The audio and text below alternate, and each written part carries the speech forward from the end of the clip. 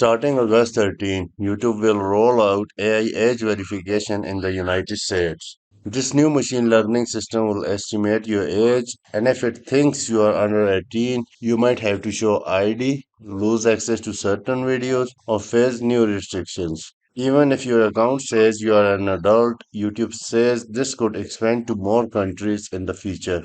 So here's exactly what's changing and how it might affect you. On July 29, 2025, YouTube posted an article to their official blog, and it was titled Extending Our Built in Protection to More Teens on YouTube. I'm not going to read the whole thing here.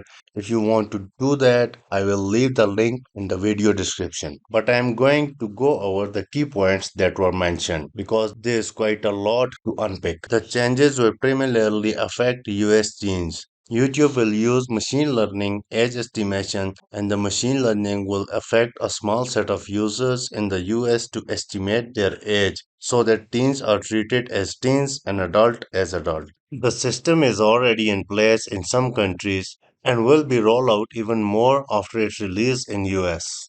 AI will be used to determine whether a viewer is over 18 or under 18, and the data YouTube will use to determine an age includes type of videos a user is searching for, categories of the videos they have watched, and the longevity of their account. If YouTube determines a user to be under 18, they will impose certain protections, which include disabling personalized advertising, turning on digital well-being tool, and adding safeguards to recommendation, including limiting repetitive use of some kind of content. And if the system wrongly determines a user to be under 18, the user will have the option to verify their correct age, such as by using a credit card or government ID card. YouTube has long been one of the first platforms to create experiences tailored for young audiences. And now, with this new AI age verification, they're aiming to raise the bar again, balancing safety protection with teen privacy.